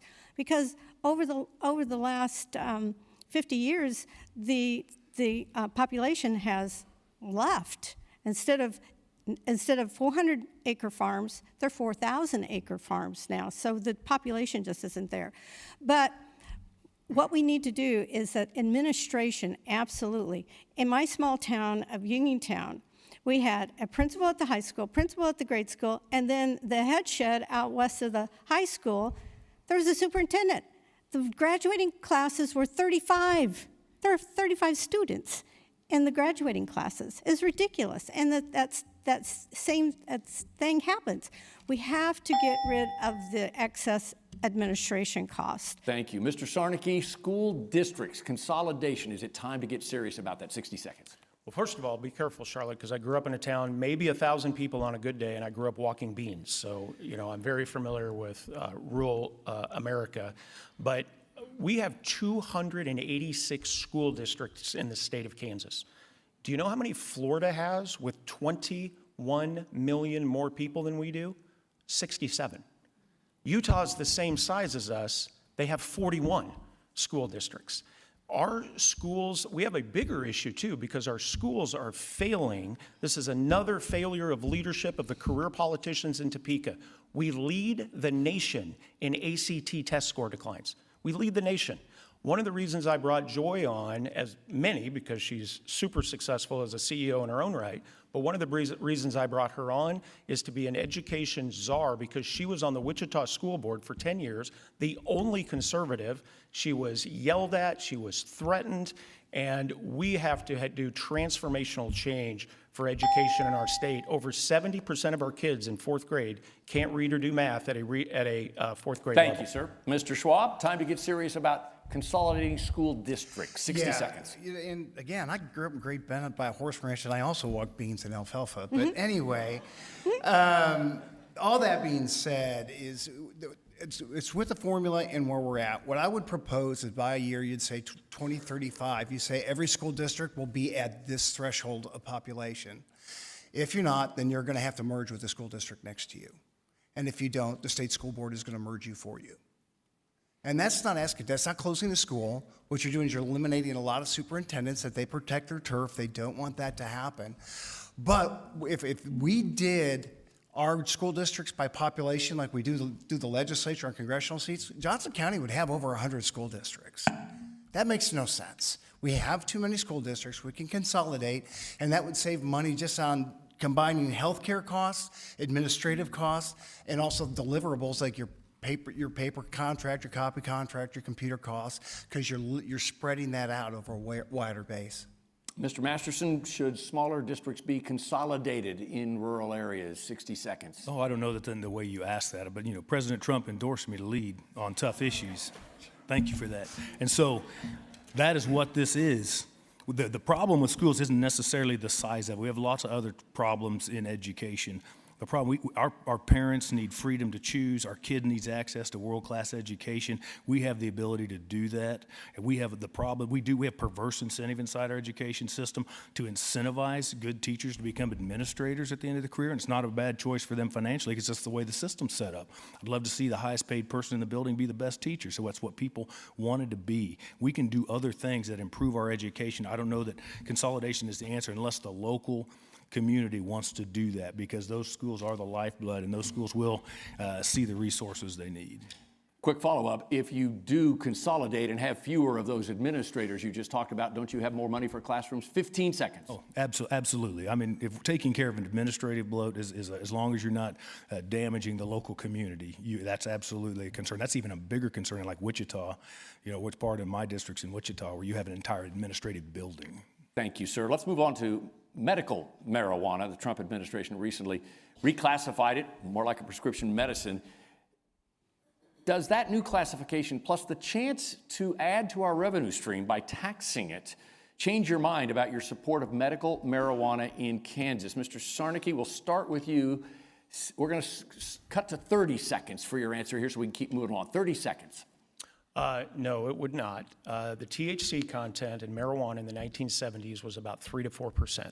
Today, it's around 30%, and some of the vaping products that are used, it's like 90%.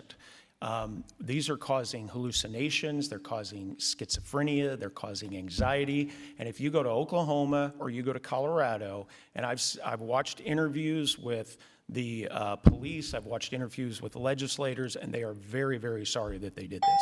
Thank you, sir. Mr. Schwab, 30 seconds. No, especially if it's not FDA approved. First off, I've never met somebody who did marijuana on a regular basis and suddenly got smarter. It doesn't happen. And two, it's really incumbent that we make sure that we have a rapid THC test first for people on our highways. They could be stoned and we don't know because we'd have to do a blood draw to find out if they're high. You can't do a breathalyzer test. And I don't understand, and we're not going to tax it because we don't tax healthcare in Kansas, and I don't think we should be taxing healthcare in Kansas. That's just going to drive up the cost of healthcare. Mr. Masterson, 30 seconds here again, same question. Medicinal marijuana. Yeah, short answer is no, that didn't change anything. I am supportive of the research on it because I think the research is going to show you just how dangerous it is and has become. If you look across this nation, there's so many states that have, medical marijuana that for all intents and purposes is recreational. And the money that it's bringing in is not covering the social costs that is happening to those states. So the short answer is no. Thank you. Ms. O'Hara, same question to you. 30 seconds. No, and I sit across the table from this on a weekly basis when I go into the Juvenile Detention Center for the Bible study with Ron Stiles. I see these kids coming in that had terrible drug problems. And legalizing medical marijuana is extremely dangerous because it causes schizophrenia. And in fact, one of my friends had a son who was hooked on marijuana, became schizophrenic, and killed himself. It's just absolutely Thank you. no. Let's move to Supreme Court justices. I promised I would. True to my promise, as you know, voters will decide whether to elect them in August. Here's my question for all of you. We'll start with you, Mr. Schwab. It'll be up to the legislature to implement it. So how do they do so, and what would you support? By districts, statewide, partisan, bipartisan? 30 seconds. I would do districts. That way you get a representation from across the state. You don't want to have 7 justices from one apartment building in one county that don't understand the issues of out west, Wichita, or other areas. But they do need to be partisan. The party system we have is to let folks know where they generally believe. And right now, we don't have that with our Supreme Court. And anybody who's scared about it, one of the best jurists we have in Kansas is Judge Gehring down in Wichita. And he's elected. And nobody's complaining. All the fear-mongering that's going on doesn't happen.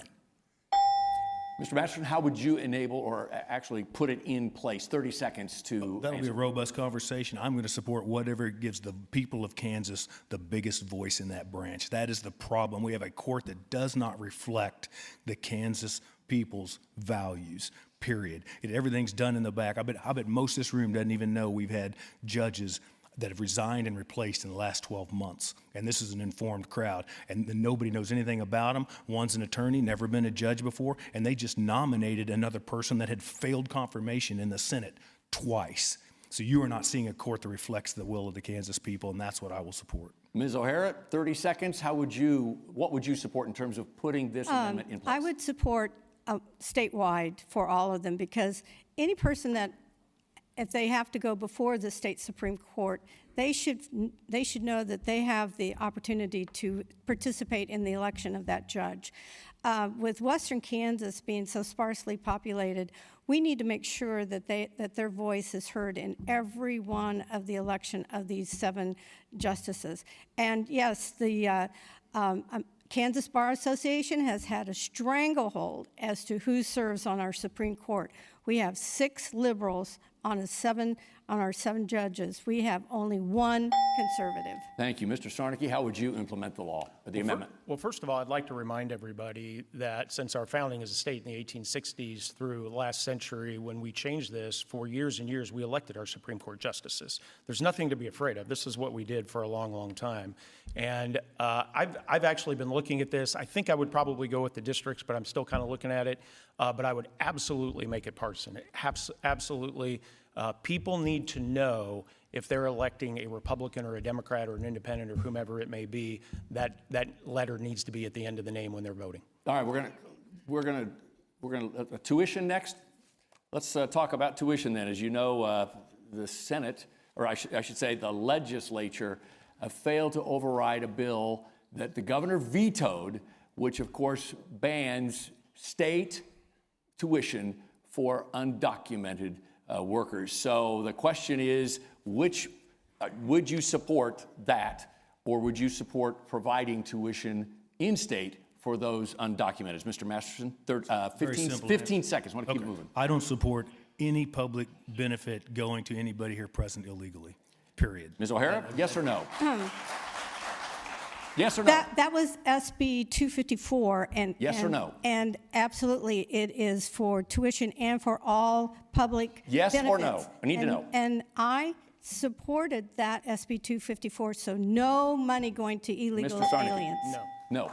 Mr. Schwab? No in-state tuition if you're undocumented. No, I've consistently voted for that when I was in the legislature. All right. We have come to the end of our questions. Thank you for your honest. Let's go ahead and do a quick lightning round. If we could. Oh, all right. We're going to go straight to closing. We're up. You guys spent a lot of time talking tonight, so let's go to closing. Fast lightning round. You guys were great. Want to remind you that you can catch our live streaming post show. Just hit that QR code on your screen. It'll take you right to when we're done here. Each candidate will have 30 seconds. We did a draw. It was random. Mr. Schwab, you'll go first. Sure. The reason why I'm running for governor is because I've done it. I've never lost statewide. And I've had contested races. And I would come in and tell every agency, you're either going to modernize, reduce, or both. We have to modernize state government. I'd also focus on revitalizing our rural communities, whether it's the downtown buildings that are slowly crumbling into the earth or bringing back small manufacturing. And the last thing is the appraisal process and truly address property tax reform. Richard Carlson taught me if you want to do property tax reform, it takes two things, consensus and a Republican governor. I can give that to you. Modernize, revitalize, reduce. Mr. Masterson, 30 seconds to close. Yeah, great. It was great to be here tonight, and as incredibly honored as I am to have President Trump's endorsement in this race, I'm going to spend every day earning the endorsement of the Kansas people. Where as much as I want to make President Trump proud, I want to make you more proud in what I do as a governor. And when I'm governor, I will wake up every day trying to make your life more prosperous and safe. Please vote for me on August 4th. And God bless you, and God bless the great state of Kansas. Ms. O'Hara, 30 seconds to close. Thank you. I'm running to be your governor to turn Topeka upside down. We need to be focused on serving the people instead of the big moneyed interest with all of the tax incentives that we are giving away. Reduce our spending, really reduce our spending, and abolish property taxes. Thank you. Mr. Sarnecki, 30 seconds. To everyone out there tonight, we have a choice to make, and the contrast could not be more stark. You have the ultimate insider, 20-year career politician, and the outside business leader and job creator. I believe that we need transformational change in the state of Kansas.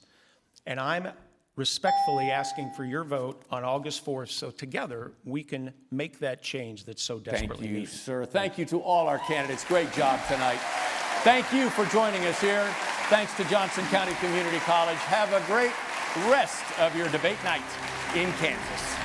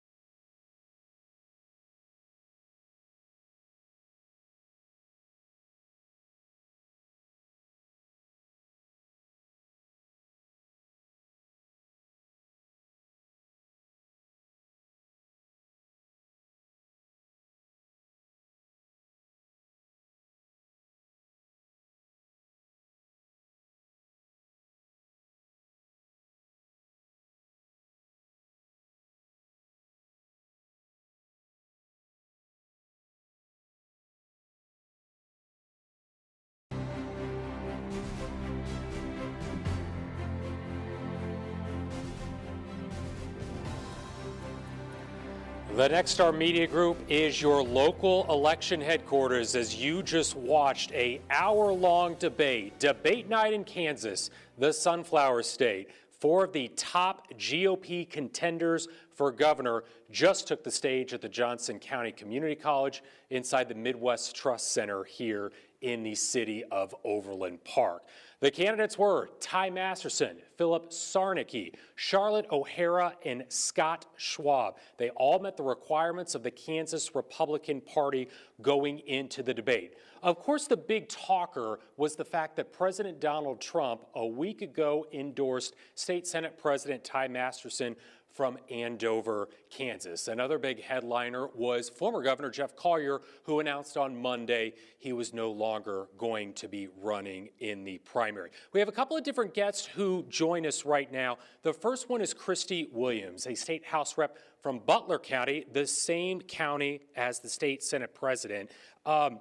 You knew that Mr. Sarnicki, for instance, and maybe the other candidates were going to go after Ty tonight.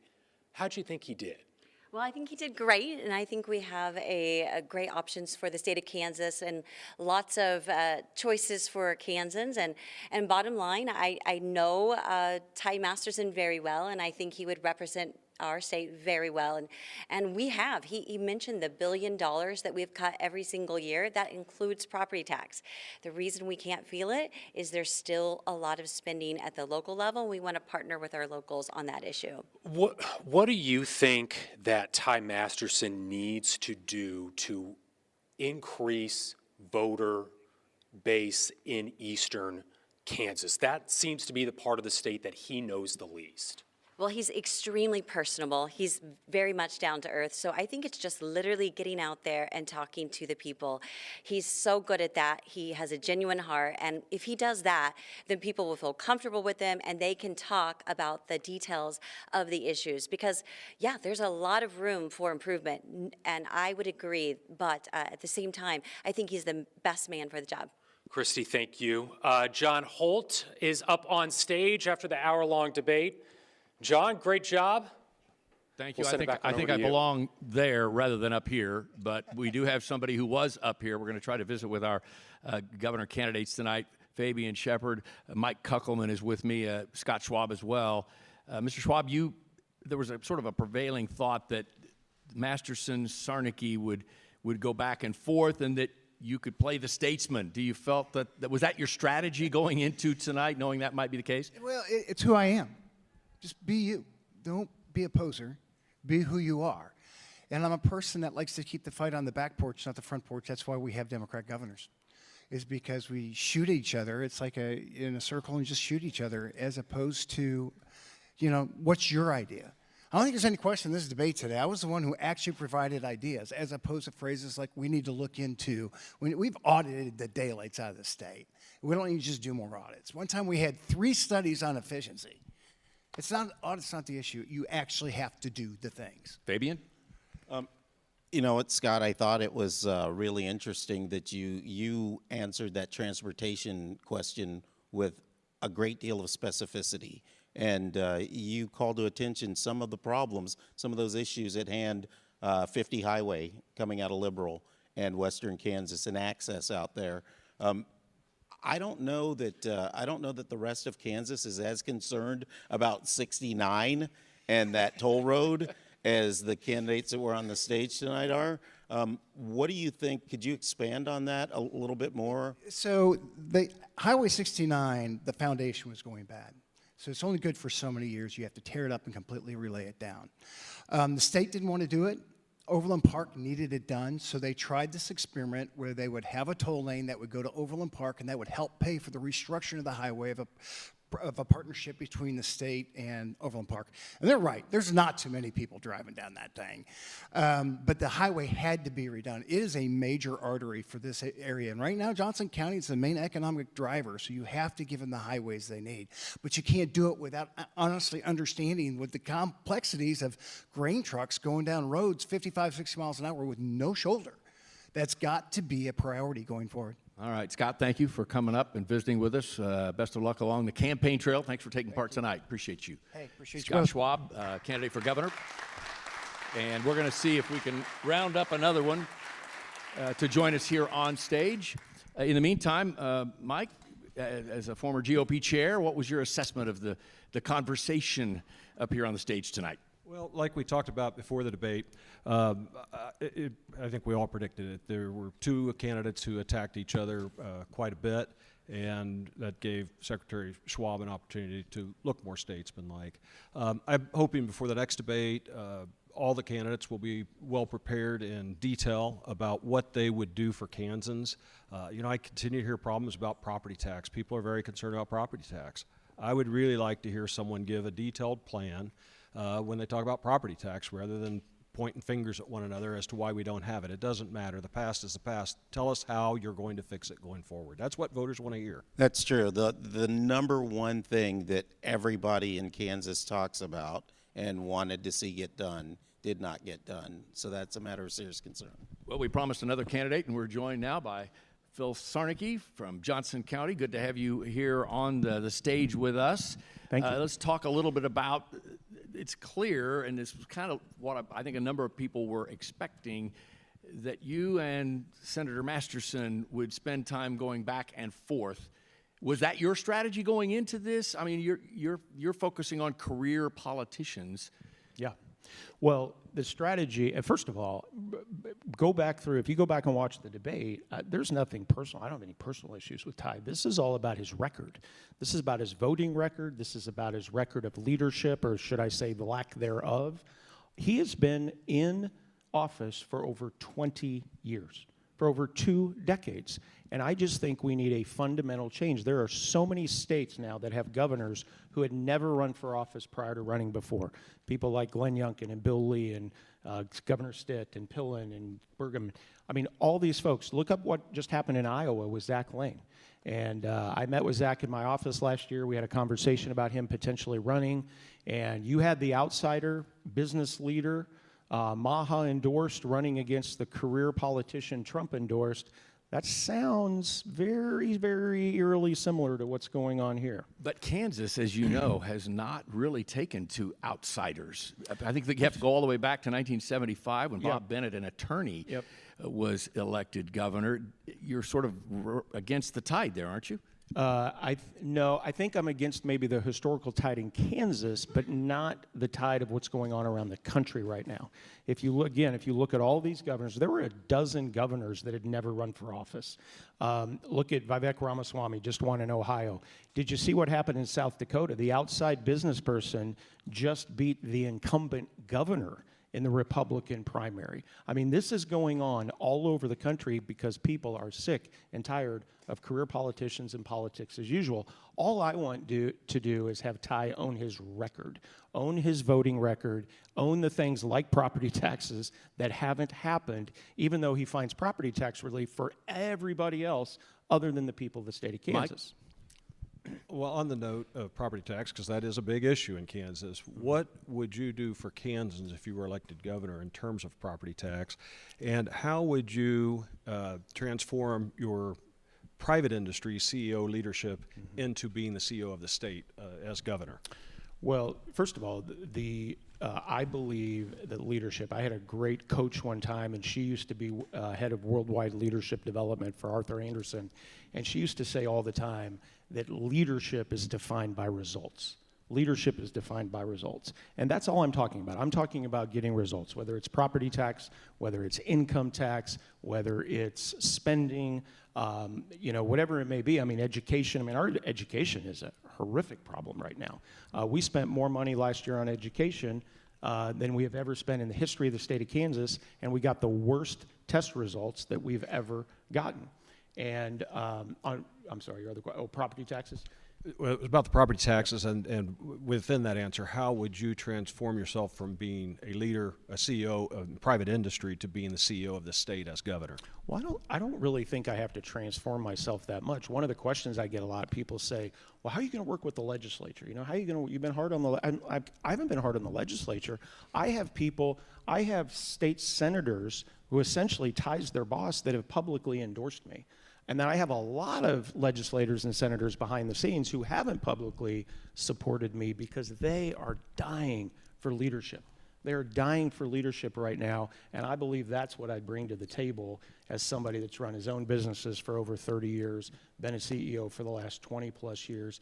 It's about getting results, and that's what I'm going to do as governor. I think we see where we're headed here. You're going to keep each other on task and focus on your records and different viewpoints. But at the end of the day, the only thing I would say, John, I do want one thing.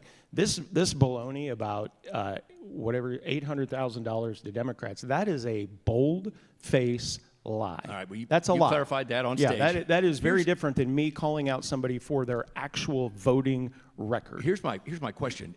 At the end of the day, let's say, and I know you signed the unity pledge, right, to be a part of this debate. If Ty Masterson is elected, will you endorse him? Can you support him? Oh, yeah. I will. And I'll ask him the same question. Yeah. I'll support Ty if he wins. I don't want a Democrat in there.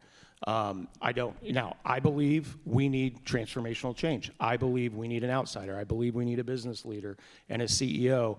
I was watching Bill Lee, the governor of Tennessee, a few months ago at a meeting, and he said this. This is a direct quote. So, by the way, if you don't know Bill in Tennessee crushing it, by the way, economically, growth, everything that you could possibly imagine.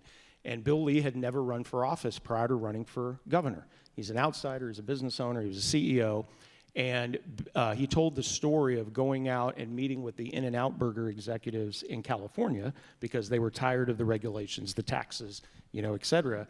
And he talked about that meeting, and guess where In-N-Out's headquarters is now? It's in Franklin, Tennessee. And this is what Bill Lee said, direct quote. He said, understanding business as a governor matters, quote unquote. Thank you, sir. We appreciate your time joining us post-debate. Yeah. Best of luck along the campaign Thank you, trail. John. We'll You see did you a great along the job. way. Thank you, sir. Thank you. Appreciate it. Thanks, Mike. Good to see you. Good to see you. We're going to check back in the old spin room here with our friend Jonathan Ketz. He has someone he's standing by with. John? Hi there, John. Hey, we have Sue Huff here, who is the chairwoman of the Johnson County, Kansas Republican Party. I appreciate you joining us. Philip Sarnicki just got done talking with Mr. Holt out there. How do you think this debate went when it comes to messaging that voters got out of this? There was a lot of back and forth between Ty and Phil. Do you think that voters learned a lot about the four candidates tonight? I do think they got something out of it. I know I did. I appreciated the fact that they kind of laid their plans out a little more than they had in January when they first started. So I think the voters hopefully got some good information from each candidate so that they can make a better choice. Is there one thing that each of these, three of these candidates are from Johnson County, one is from Butler. I mean, what do each of the three Johnson County candidates need to do, because it has been so long since a governor has been from Johnson County? I think just keeping their message out there and laying out their plan. I think that's important for the voters to know, because they need to differentiate themselves between the other people in the candidate pool so that they can help the voters decide. Sue, we appreciate you joining us really quickly here. Thank you very much. John, I know you have Charlotte O'Hara up on stage. We'll send it back on over to you inside of the theater. We do, and I noticed earlier today, Charlotte O'Hara joins us now, that you mentioned that it was going to be you against the guys. Boy, this will be fun. Did you have fun up here? I had a ball. It was just fantastic. I figured, 3 guys and 1 woman, that should be a fair fight. And I think that it came off fine. All right, well, happy to hear you say that. Fabian? Charlotte, on taxes and spending, we know right now that the general fund, more than 50% of it goes to fund K-12 education. And on taxes and spending, when John asked that question, you said you would close the Kansas Department of Education. I would. I mean, I think that we have to stop nibbling around the edges on education. This federalization of education has been an absolute failure for our children. That's brought us Common Core, social emotional learning. Every student succeeds. It just doesn't work. And we need local control, because what works in Johnson County, it's not what is needed in liberal Kansas. I mean, it just, there are different needs in different parts of the state. If we actually stop taking the federal funds because compliance eats up those dollars, and close the State Department of Education, because all they are is paper shufflers. They do nothing for the education in the classroom. I'm a homeschooler. I have a degree in education, but I homeschool my 2 youngest daughters. It is not difficult to create a curriculum. It just isn't. So and I'll give you an example. We're spending $50 million a year to have Greenbush and Girard create our curriculum. Not all of it, but $50 million. That's ridiculous. Mike, do you have any thoughts or questions? Well, while we're on the topic of education, let's talk a bit about school choice. So you talk about being a homeschooler. Where do you fall on the school choice? You say it's not difficult to develop a curriculum, but I'm concerned, are there people out in the state that it is difficult for them? Maybe they don't have the ability that you have. What should be done in terms of school choice? There are so many opportunities to access curriculum if you need to have a built-in curriculum. I just simply built my own. And I had so much fun. Our kids had so much fun. And I'll just give you an example. My daughter, she came to community college when she was 15. She aced the test so that she didn't have to take Comp 1. So she went directly to Comp 2. I mean, the thing of it is that we need to focus on the children instead of indoctrination. We need to be educating them instead of indoctrinating them. And you put the control at the local level, and school choice, it's fool's gold, because if you take the state's money, the control is going to follow. Just look what we've have happened in taking federal dollars. We have to have Common Core, so we have our numbers in boxes, which totally confuses the kids, and that's why they can't add and subtract. I mean, this is ridiculous. Quick on incentives. I know that's a big deal for you. You're not a big fan of them, and we can focus on the Chiefs deal. The Commerce Secretary, current Lieutenant Governor David Tolan, says, at the end of the day, the benefits will outweigh the costs. Star bonds are backed by private investors, and there may be some local infrastructure costs involved, but at the end of the day, the benefits will outweigh the costs. You don't believe him. That's the big lie in tax incentives. And I've told you, for 40 years we have tried this. And the theory, hey, I'm from the construction industry. I understand why developers want to use them, because it reduces their costs. Bankers love it because it reduces the risk. And then you and we get to pick up the tab. The taxpayers' money is going to be paying off those star bonds. It's going to be approximately $6 billion, including interest. And they say, oh, your taxes aren't going to increase, but it's going to be the increase in the amount of sales taxes that's going to go to the state and at the local level. Where do you think that money is going to come from to backfill the costs? Well, the Commerce Department would take exception to that, and they point to Prairie Fire, which, of course, as you mentioned rightly, not here, but I've heard you say it defaulted. They just redid the bonds. They renegotiated the bonds. Taxpayers were not on the lam for that. I call that Prairie not on fire. Well, I'm not sure the Merrills would agree with you, but that's another point. John, Yes, go ahead. Hang on, go ahead. Charlotte, and I understand your position on that. Could you think of a time or a case when businesses should be offered any incentives? You know, the free market works. We have just given up on the free market. Do you know where the public-private partnership came from? No. Italy in the 1920s. Mussolini. And then FDR brought it over to the States in the 1930s. And then we passed the economic development thing in 1986, and that just opened the door. We were already doing some of it. Let the market work. I'll give you an example. Sonano out at New Century Airport, the Johnson County Commission, I was the only commissioner who voted no, gave Sonano a property tax abatement. They paid only 30 cents a square foot on their brand new 333,000 square foot building. If you had a 2,000 square foot house, that would be $600 a year.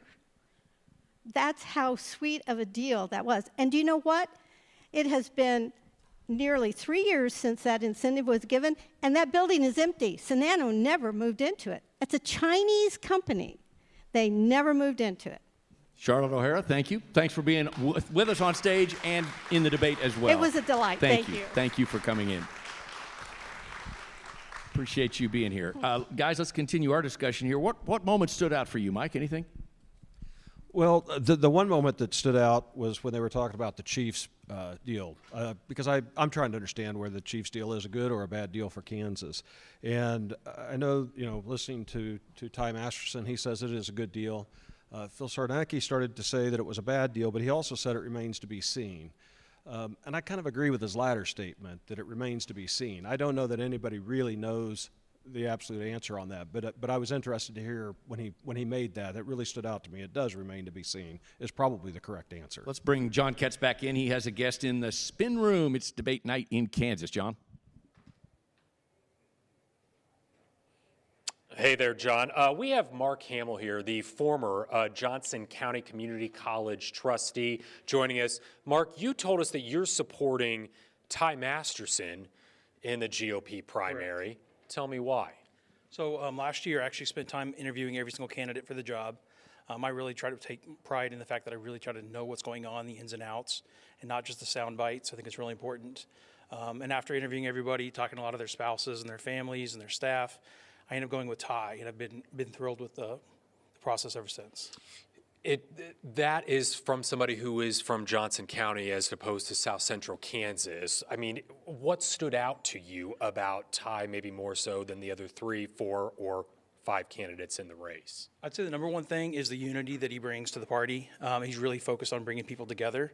I heard multiple people in the Senate and the House have told me how he works with everybody, even the ones he disagrees with. He gives them the respect going through that process. And some of the other candidates in particular, I feel like aren't going to do the same thing. All right, we have Masterson up on stage again. Mark, thank you. John Holt, we will send it back on over to you. All right, John Ketz, thank you very much. And we're 4 for 4 on candidates tonight. Senator, thanks for joining us on stage. So we had Phil there was a rumor I Sarnacki. wasn't coming. No, we settled that. You were here, and we appreciate that. You made that clear. And you're here on stage with us. Phil Sarnacki spent some time with us here post-debate, and he said the focus needs to be on the fact that you have a record, and it's a record that is not a good one. You've not been able to get property tax relief through. There's some other things he's talked about. It's your turn to answer. He's tired of career politicians. Take it from there. Well, he's sure acting like one. I mean, that's what a typical politician would do, is tear the other guy down at the knees. I've got a record. If you think the things we've done on life, on Second Amendment, I'm endorsed by KFL, our A grading with the NRA, we've lowered taxes, we've saved our girls' sports, we've stopped trans surgeries on kids. I mean, the list goes on and on of what we've been able to accomplish. So if you think that's a disaster, I mean, I'm probably not your guy. Go vote for a Democrat. I didn't hear you say that in the debate, though. Well, you just ticked off a great list of things that you say you've done. You only gave me 15 seconds, well, John. I had someone in my ear. And I hope you caught that I didn't initiate any of that. There was not one thing that I initiated. So that your was all strategy rebuttal. was not to respond directly. Because it's division. It's dividing. We need a united party. The opposition is not on this stage. The opposition is the Democrats. Mike? Well, when you bring up unity, the question has to be asked to every candidate. If you were not the nominee in August, would you unify and support the Republican nominee for governor? I would, because any Republican's better than a Democrat. I mean, to be quite frank. I mean, on any issue, right? I mean, there's a couple of them there that I would hold my own nose to vote for, but it is better than the alternative. The home crowd liked your answer there. They should. Thank you. Fabian? So you did tick off quite a few things there. And I did hear you talk about the $1 billion in tax cuts and savings for the people. So Philip Sarnacki, obviously, he mentioned that you had made a call to him. Which is, I don't know where that came from. because I did not make that call to him, but I didn't want to call him out on a lie either. Where I hesitations, I don't know if somebody in the party apparatus was trying to feel him out for something like that before they came to me. That might be true, but I did not, and by the way, would not have offered him that spot. Lieutenant Governor. That's what was insinuated. Yeah. That was also so obviously not true. Philip has demonstrated he's a brilliant guy. Very few people have achieved what he's done in business, and a sharp guy. And as you just said, you would support him if he were the nominee. I would. It's a struggle. I mean, he didn't vote in any Republican primary at all. He hasn't. That's one thing the Trump people pointed out. They knew Philip had never voted for President Trump in any primary because he didn't show up. So I wanted to ask you this, because this was the moment that stood out the most for me in the debate. Angry Elf. That's probably something I should. I didn't have that on my bingo card. I watched the movie Elf recently, so it was just the little guy got real angry at the end, and I probably shouldn't have. It was just what popped into my head, and that gets me in trouble sometimes. I say things that I shouldn't have, but that was just in my head, and it came out of my mouth. It wasn't actually meant to be a slight on him. It was more about his emotional state at the time. Top of mind, obviously it came out, but here we are, first televised debate. We've got a couple of months left before the August primary. How heated is this going to get as we get closer to August 4th? And is it just going to be you two? What about Scott Schwab, Charlotte O'Hara? I mean, the sense is, the conventional wisdom is, you two are trying to make it a two-man race. Well, I don't think it is a two-man race. I think he's very upset at what happened with the Trump. And he's got a lot of money, so he can make it that way. You know, he can spend a bunch of money trying to turn it into something it's not. I want unity. I don't ever plan to attack Phil, and I won't. I will respond when he attacks me, but I don't ever plan to attack him. I don't attack others. The one Republican candidate that I do feel comfortable going after, and that's Vicky, because I think she has a very different view about politics than I do. Disappointed she wasn't on stage? Very disappointed, because that's who I really want to debate. All right. Ty, how do you think the rumor got started that you weren't going to appear? I think it goes back to the political consultant class, right, where there was a lot of recommendations of, hey, this is a small group of people going to see it. It's going to be, you don't have any value in being there. But in the end, when I'm hearing this noise, so it's actually most of them counseled that way. But I said, but that's not my brand. I've been fighting for my family and my neighbors and my friends all this time, and so to no-show something like that, I think is a bad idea. So we got here and did it. I knew I was going to take that. I knew that was going to happen. For the record, it may have been a small live audience on a Friday night, but it'll be posted for folks to watch on all of our platforms, all of the stations across the state of Kansas. Debate night in Kansas. There are no excuses. You have a chance to see it. Senator, thanks for joining us. Yeah, thanks for having me out. We appreciate you being here. Thank you. Yeah. See you along the way. All right, guys, we got a couple minutes left here. Just get your final thoughts here as we wrap up on our little post-debate show. Well, I thought it was a great debate for a first debate of these candidates. I look forward to watching in the future to see more debates. Again, I'm hoping to hear in the next debate more detail on policy, what they will deliver as governor. I could do with fewer attacks. I understand Senator Masterson's point that and I made a note that Sarnacki did immediately attack him from the get-go, and I suppose his point is he had to defend himself. I'm hoping that will go away in the next round, and we can hear real meat on the bone policy, what they will deliver to us as Kansas and taxpayers. Yeah, more substance. That would be nice. And there were a few things that I heard tonight that I wasn't sure how they're going to work. Phil said he would cut income tax and property tax. I asked him about that. How are you going to pay for education? I don't know how that's going to work. I'd love to hear him explain it, because I'm sure he's got an answer to the question. There may be other opportunities along the way, and that's with each forum or debate or whatever, you want to try to move the ball forward a little bit. We tried to do that tonight. I think we succeeded in some ways. Other ways we didn't. You don't want them falling back on their talking points, right? You want to get away from that, and that's what we hope to see down the line. And I think that Scott Schwab actually looked very good this evening. Both of you talked about that on our pre-debate show, and I think he tried to do that. So anyway, guys, thank you. Fabian Shepard, Mike Huckelman, our two Republican experts. My name is John Holt. I'm an expert at nothing except saying good night, or as we said at the end of the debate, have a great debate night in Kansas. Thank you.